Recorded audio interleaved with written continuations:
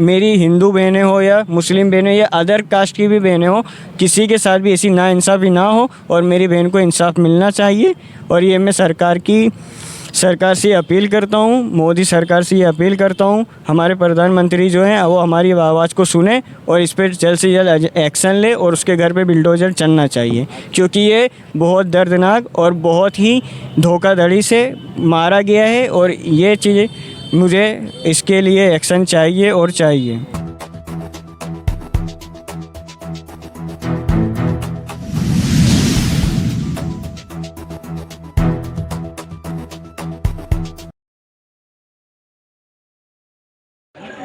Hello.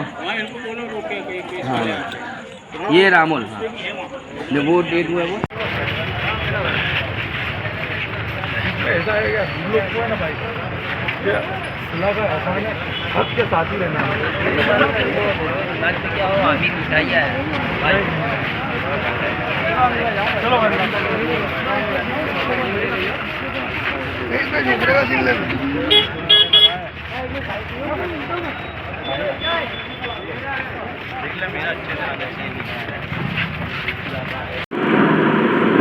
R Gujarat ન્યૂઝમાં આપનું સ્વાગત છે।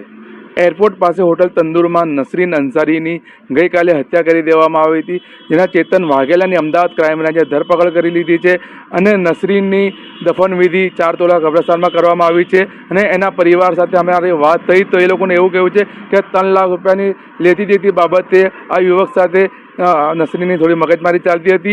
એના લીધે ગઈકાલે નસરીનને હોટલ તંદુરમાં મળવા માટે બોલાવવામાં આવી હતી અને ધોકાથી આ ચેતન વાઘેલા દ્વારા આ નસરીનની હત્યા કરી દેવામાં આવી છે। શું છે આખી હકીકત આ પરિવાર સાથે વાત કરીશું। आपका नाम? मेरा नाम अंसारी सुफियान है और मैं क्या रामोल मदनी नगर से हूँ। और मेरी सिस्टर के साथ एक बनाव बन गया है, जिसमें कुछ महीने पहले जो मेरी सिस्टर थी वो आईसीआई बैंक में काम करती थी और उसमें जो है साइड में उसने एक चेतन वाघेला करके लड़का था, वो मेरी बहन के साथ वरिष्ठ टेक्निका में साथ में पढ़ता था। और उसके बाद से उन लोग की जो दोस्ती हो गई थी ज़्यादा, यानी भाई बहन जैसा रिश्ता था। और उन लोग ने क्या जो है बात करते करते, यानी उसने बोला था कि मेरे पास ऐसा है, एक कोटक महिंद्रा बैंक में मेरा मैनेजर दोस्त हैगा, उसके मैं आपको क्या है काम के लिए थोड़ा दे रहा हूँ, उसमें जो कमीशन होगा वो मैं आधा कमीशन मैं रखूँगा और बाकी जो मेहनत रहेगी तेरी वो तू रखना, ऐसा बोल के वो काम कराया। और मैनेजर फिर जो है कुछ समय बाद पैसे देने में इनकार करने लग गया। फिर मेरी बहन ने फोर्स करा, ये करा, तो उसको क्या बोलते चेक दिया, 2 से 3 बार चेक दिया, जो कि दोनों 2 बाउंस हो गए। और उसके बाद से जो है फिर चिंतन को मेरी बहन ने बोला कि भाई तूने दिलाया तो तूने भी पैसा निकाल के मेरे को दे दे भाई, क्योंकि तूने दिलाया तो तेरे रेफरेंस है। तो उसने वो करा, उसको पैसा तो मिल गया, बाकी जो चिंतन था उसके हाथ में पैसा आते ही साथ उसने जो है वो फिर गया पैसे के मामले में। उसके बाद मेरी बहन को बोलता है कि तुम मॉर्निंग में आना, मैं तुम्हें पैसा दे दूंगा। मैनेजर ने मेरे को दे दिया। जब मेरी बहन मॉर्निंग में जाती है तो उसको वो मिलता नहीं है, घर पे मौजूद नहीं होता, तो फ़ोन लगाती तो वो फ़ोन भी नहीं उठाता है, इग्नोर करता है। तो मेरी बहन आ जाती है, फिर दूसरे दिन भी वही रहता है, तो वो बोलता है कि आ जाना मेरे घर पे, मैं सुबह में तेरे को ला के ऑफिस में दे दूँगा। अब मेरी बहन जाती है, वो मिलता है और साथ में लेके जाता है मेरी बहन को, और मेरा भाई दोनों साथ में जाते हैं, उसके घर जाते थे। अब वो उसके घर गए तो वहाँ से वो लेके गया ऑफिस में से, फिर वो पीछे से कहीं फ़रार हो गया, फिर से निकल गया। और मेरी बहन और मेरे भाई वहीं पे शाम के 7 बजे तक के खड़े रहे। ऐसे तकरीबन 1 वीक तक के चलाएगा, उसने ऐसा करा। फिर उसके बाद से घर में ये सब बात हो गई कि भाई ऐसा है कि अगर नहीं दे रहा है तो उसको छोड़ दो, अपने उससे कुछ वो रखना नहीं है, उसको हटा दो। जब इतना बड़ा धोखा कर दिया अपने से, अपने ने इतना अच्छा समझा उसको, अपने भाई जैसा समझा कि भाई भले गैर कौम का अपन अपने भाई जैसा है ये समझा, पर उसने उसका गलत यूज़ करा और अपने आप को साबित कर दिया कि मैं वफादार इंसान नहीं हूँ, धोखा दे दिया। ये तकरीबन जनवरी या दिसंबर की बात है जी। उसके बाद से जो है एकदम नंबर जो है कॉल वगैरह बंद हो गए थे। फिर उसके बाद से वो मेरे पे या मेरे फादर के ऊपर फ़ोन करता था और बोलता, मेरे पे करा तो मैंने नंबर पहचान के उसकी आवाज़ पहचान के ब्लॉक कर दिया, क्योंकि भाई जब हमको तुमसे रखना नहीं और जो पैसा तेरे को देना था वो तू मत दे, हमारे से बाइकआउट कर ले भाई, तू अपने रास्ते रहे, हम हमारे रास्ते रहे, हमको कोई लफड़ा या कोई ऐसा टेंशन नहीं चाहिए हमको। जो करके क्या बोलता था वो? फ़ोन करके कुछ बोलता नहीं था, फ़ोन करके यही बोलता था मेरी सिस्टर को कि मैं अभी नहीं बाद में दे दूँगा, कुछ दिन बाद दे दूँगा। फिर उसने एक टाइम दिया कि 28 तारीख तक के जो हैगा मेरे को टाइम दे दे, मैं तेरे को 28 दिसंबर या जनवरी तक के मैं दे दूँगा। कितने अमाउंट? वो अमाउंट टोटल 3 लाख थी, उसमें से 1 लाख उसका बनता था और 2 लाख जो मेरी बहन का बनता था, जिसमें से वो 2 लाख रुपए भी, 1 लाख तो कमीशन ले लिया उसने अपना और बाकी 2 लाख जो था उसने वो भी खा लिया और वो भी देने से इनकार कर दिया। फिर उसके बाद से वो फ़ोन करता था मेरी बहन से कि भाई मैं दे दूंगा, मेरे पे ऐसी प्रॉब्लम हो। मेरी बहन ने वो भी बोला कि चल ठीक है कोई बात नहीं, जब देना रहेगा तो बोलता है मैं 28 तारीख को दे दूंगा। वो भी ऐसे ऐसे कर रहा था। फिर उसके पेरेंट्स से भी मेरी बहन ने बात करी थी कि तुम्हारा बेटा ऐसा ऐसा करा है मेरे साथ, वो पैसा काम करवा लिया है और पैसा जो था वो पूरा रख लिया, उसका जितना था वो तो दे ही रही थी ना मैं। तो उसके परिवार वालों को भी बोला? हाँ, उसके पेरेंट्स माता पिता दोनों से बात करी थी, उसके घर पे जाके बात करी थी और मेरा भाई भी साथ में उसके साथ गया था, मेरा भाई। और ये सब होने के बाद से उसके बाद हमने बोला कि भाई बात को जो है ख़त्म कर दो, नहीं देने वाला वो अपने दूसरी मेहनत करके फिर से कुछ साल मेहनत करेंगे फिर अपने पास आ जाएगा, इसमें कोई वो नहीं। तो वो कर दिया। उसके बाद फिर उसका नंबर जो था सब ब्लॉक कर दिया था हमने खुद से, मेरे फ़ोन में और मेरे अब्बू के सबके फ़ोन में। फिर भी वो अलग अलग नंबर से फ़ोन करता था और फिर क्या बाद में बोलता था कि तुम्हारी बहन ये है वो है, यानी ब्लेम करता था उसको कि हम उसको मारे पीटे या उसको यानी सख्ती प्रदेश करें। आक्षेप लगाता था? हाँ, वो मेरा पैसा उससे और 2.5 लाख रुपए मुझे लेना है, ऐसा वो ऊँधा करता था। और ऐसे पता तो हम लोग ने बोला कि भाई तेरे को जो लेना जो तेरे को देना है वो भी मत दे और जो है अपना यहाँ पे ख़त्म कर दे। अब उसके बाद से कुछ दिनों बाद से कुछ नहीं हो रहा था, सब नॉर्मल था, हर काम होता था, सब सही ठीक ठाक होता था। अब उसके बीच में मालूम नहीं वो मेरी सिस्टर से कोई भी अलग नंबर से ऐसा कुछ बात करा होगा और फिर उसने उसको बुलाया है होटल तंदूर पे और वहाँ पे बोला मुझे यहाँ तक की आशंका है कि उसने यही बोला होगा कि आजा भाई मैं तेरे को पैसा जो है वो दे दूँगा। और उसकी चक्कर में मेरी बहन ने बोला कि चली गई और उसके बाद से जो है वहाँ पे उसका ऐसा बनाव बन गया उसके साथ कि उसको धोखे से ला के उसका मर्डर कर दिया उसने। आपकी बहन कब जाती है ड्यूटी पे, कौन सा टाइम? मेरी बहन जो है मॉर्निंग में जाती थी। और वो छूटने के बाद वहाँ रेस्टोरेंट में बुलाया? छूटने के बाद नहीं बुलाया, मेरी बहन ने ऑलरेडी उसकी तबीयत सही नहीं थी तो 2 दिन के लिए उसने टीएल से अपनी छुट्टी ली थी और उसके लिए मेरी अम्मी से भी बात हुई थी टीएल से कि ऐसा ऐसा सर रहेगा तो वो 2 दिन नहीं आएगी। तो संडे के दिन जो है वो मैं मॉर्निंग में नाइट ड्यूटी करके आया था और मैं आके सो गया था और वो उठी है, उसको फ़ोन आया कि क्या फ़ोन आया था ऐसे ही है। और उसके बाद वो जो है होटल तंदूर में गई, वहाँ पर से जो है ऐसा बनाव बन गया और वो जो था लड़का वहाँ से उसका फ़ोन लेकर और वो फ़रार हो गया, जो कि अभी तक के वो अभी पुलिस और गुजरात पुलिस से मेरे को ये आशा थी और उन्होंने बहुत अच्छा काम करा है ये कि जल्द से जल्द आरोपी को गिरफ्तार करा है और आगे भी आशा रहेगी कि पुलिस जो है अपना डिसीज़न जो है अच्छा ही ले और लड़की के फेवर में हो। और मैं चाहता हूँ कि ऐसे जितनी भी मेरी हिंदू बहनें हो या मुस्लिम बहनें या अदर कास्ट की भी बहनें हो, किसी के साथ भी ऐसी नाइंसाफ़ी ना हो और मेरी बहन को इंसाफ मिलना चाहिए।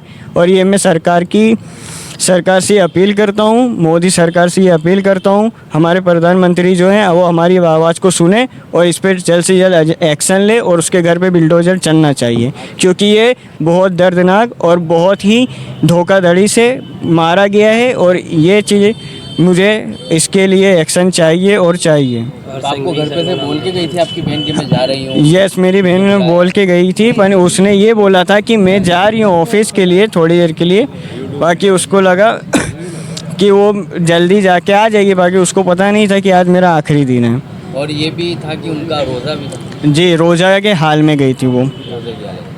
और घर पे वो 11:30 बजे घर से निकली थी और हाँ 12:30 बजे का एंट्री हैगा उनका होटल में चेका। और उसके बाद से जो है वो अपना काम करके जो चेतन बघेल है वो वहाँ से 2:30 बजे तक के गायब हो गया था, फ़रार हो गया था। उसके बाद जो मैनेजर गया तो फिर वहाँ पे देखा तो वहाँ पे जो डेड बॉडी पड़ी हुई थी, मैंने पता चला ये हमको जो है 8 साढ़े 7 के 7 साढ़े 7 बजे के बीच में पीआई का एयरपोर्ट से फ़ोन आया कि आपके ऐसे ऐसे केस बनाव बन गया, आपकी नसरीन लड़की है। मेरे फादर से बात हुई थी। बनाओ तो नहीं बोले, खाली मतलब ये बोले कि हंसोल पुलिस स्टेशन पे तुम लोग जल्दी से आ जाओ और कुछ बात है। उस वक्त आपको कुछ एहसास हो गया कि बना हो गया लड़की के नहीं ऐसा तो लगता कि मतलब लड़ाई झगड़े का वो कुछ ऐसा होगा, हुआ होगा, ऐसे ही कुछ हमने समझा। वो चिंतन का नाम लिया उसने, तो मैं बोला कि मतलब हो सकता है कि लड़ाई झगड़ा हुआ हो, कुछ इसके लिए बुला रहे हैं। और फ़ोन मतलब 3 बजे से हम लोग कर रहे हैं, पूरी बिल जा रही है 9 बजे तक। मेरी मांग तो यही है कि उसके ऊपर सख्त से सख्त कार्रवाई हो और बुलडोज़र उसके घर पे भी चलना चाहिए। ये मेरी गुजरात सरकार से और हमारे देश के प्रधानमंत्री से ये अपील है। मेरा नाम आमिर पठान है, मैं एक सामाजिक कार्यकर्ता हूँ। जिस तरीके से जो ये बनाव बना है अहमदाबाद गुजरात के अंदर, जो ये बनाव बना है, एक दो दिन पहले ही हमारे डीजीपी साहब ने 100 कलाक का वक्त निकाला था कि जो भी गुनहगार है उसकी सबकी तहकीद होना चाहिए। सब पुलिस स्टेशन के अंदर जो 100 कलाक का वक्त दिया था, 100 कलाक के वक्त देने के बाद भी हमारी बहन का कत्ल हुआ बेरहमी से। हमारी इस बहन ने क्या गुनाह किया था? हमारी इस बहन ने उसकी जो मेहनत की कमाई थी वही मांगी थी। हमारी इस बहन ने जो रोजे से थी, लोग गलत आक्षेप भी लगा रहे हमारी बहन के ऊपर, उसने वहाँ पर परिवारजनों ने ऐसा बताया कि वहाँ पर पैसे देने के लिए बुलाया, उसके पास पैसे नहीं होंगे, उसका कत्ल कर दिया गया। बेरहमी से कत्ल करा है, बेरहमी से मारा है। तो मैं हरसिंघवी जी से कहना चाहूँगा आपकी मीडिया की माध्यम से, जो हरसिंघवी जी ने 2 दिन पहले कहा था जो कायदे में रहेगा वो फायदे में रहेगा, तो हरसिंघवी जी, ये चेतन नाम का जो लड़का है जो बापू नगर विस्तार में रहता है वो कायदे में नहीं है, तो उसे भी कोई फ़ायदा पहुंचना नहीं चाहिए। आपने जो दादा के बुलडोजर वाली सरकार बनाई है, जो लूखा तत्वों को बुलडोजर से जो आपने डराया है, बहुत अच्छा काम करते, क्रिमिनल के साथ ऐसा करते हो आप, अच्छी बात है। तो ये भी इनने भी एक क्राइम करा है, एक कत्ल करी है, एक हत्या करी है, बेरहमी से एक महिला की हत्या करी है।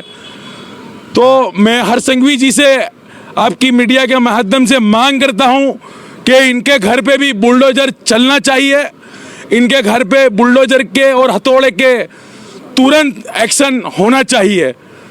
दूसरी बात मैं कहूँगा, आसोल पुलिस स्टेशन ने चंद कलाकों के अंदर आरोपी को गिरफ्तार किया, काफ़ी बेहतरीन काम किया है पुलिस ने, पुलिस का बहुत सराहना काम है ये।